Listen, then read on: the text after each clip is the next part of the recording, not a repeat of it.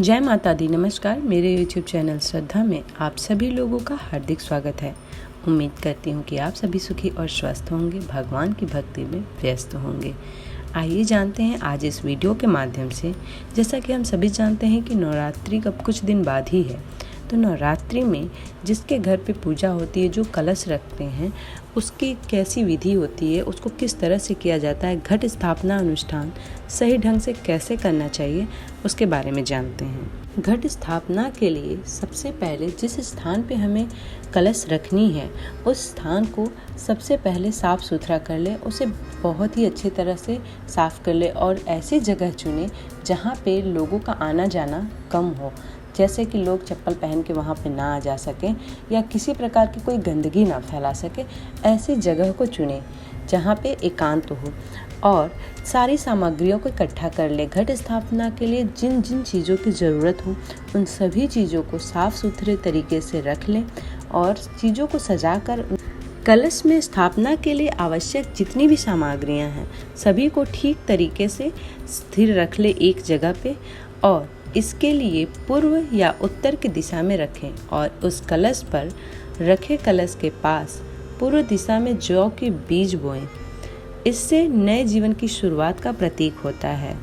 कलश स्थापना के बाद चारों ओर घूमते हुए मंत्रों का जाप करें और देवी दुर्गा की कृपा को आमंत्रित करें। माँ दुर्गा की फोटो रखें और उसके ठीक सामने एक अखंड ज्योति का दिया जलाएं और कलश पे फूल फल जो भी आपके पास है उन्हें अर्पित करें। साथ ही माँ दुर्गा और अन्य देवी देवताओं को आमंत्रित करें। नवरात्रि कथा जैसे प्रार्थना गाने के साथ मंत्रों का पाठ करना चाहिए। 9 बार कलश को प्रदक्षिणा करें। मंत्र का जाप करते हुए कलश को माता रानी से अपनी प्रार्थना अर्पित करें और कलश के मुंह पर नारियल रखें। मुंह पर पवित्र धागा बांधें। कलश को स्थान पर रखना, सब कुछ पूर्वानुमानित स्थान पर सही ढंग से रखें ताकि पूजा का माहौल बहुत शुभ रहे और शांतिपूर्ण हो जाए। कलश स्थापना के बाद उसे पूजन करें और आरती उतारें। प्रतिदिन सुबह और शाम कलश की पूजा अर्चना करनी चाहिए। माँ दुर्गा की कृपा के लिए प्रार्थना भी करें। यहाँ सुबह और शाम हो सके तो माता रानी का भजन करें। शाम में तो जरूर करें माता रानी की आरती और भजन, जो कि सभी लोग अपने घरों में करते ही होंगे। घट स्थापना का अंत कलश अपने नए अंकुरों और वस्तुओं के साथ देवी का प्रतीक माना जाता है। नवरात्रि के 9 दिनों में इसे नियमित रूप से पूजा करना चाहिए और भक्ति भाव से यहाँ भजन कीर्तन करते रहना चाहिए। कुछ रीति रिवाज सख्त उपवास के लिए अतिरिक्त आहार को निषेध करते हैं, जबकि वहीं पर कुछ उनके उपयोग को अनुमति देते हैं। अपनी क्षमता के अनुसार सभी भक्त आंशिक या पूर्ण उपवास का पालन करते हैं। ज्यादातर लोग दोपहर के बाद एक ही भोजन करते हैं, जबकि कुछ लोग पूरे दिन का उपवास करते हैं, जिसके बाद पूजा कथा होती है और रात में दूध या फल का सेवन करते हैं। अष्टमी के करीब अनुमति युक्त आहार से छोटे उत्सवों की तैयारी की जाती है और नवरात्रि का उपवास एक आंतरिक शोध और आत्मनिरीक्षण का समय कहा जाता है, जिसमें व्यक्ति अपने भीतर की बुराइयों को परास्त करने की कोशिश करता है।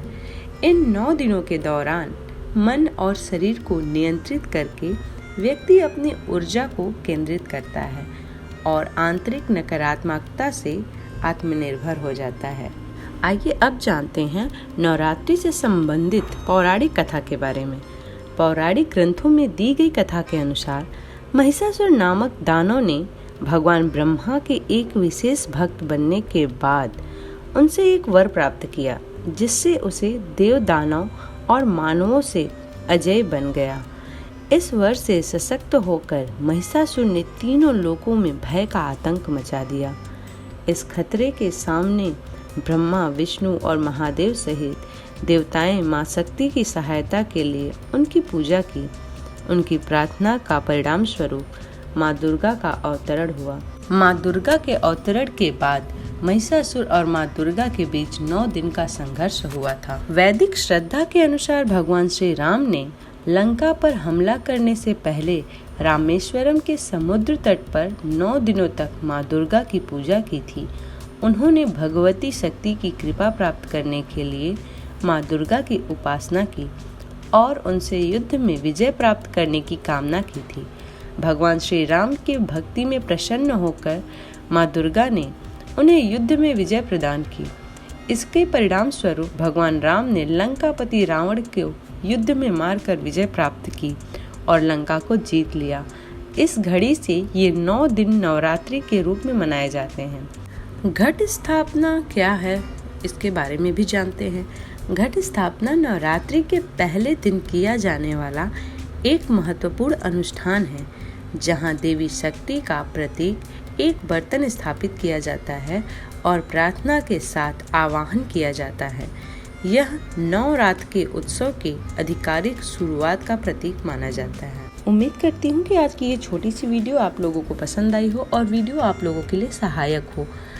मिलते हैं अगले वीडियो में, तब तक के लिए जय माता दी।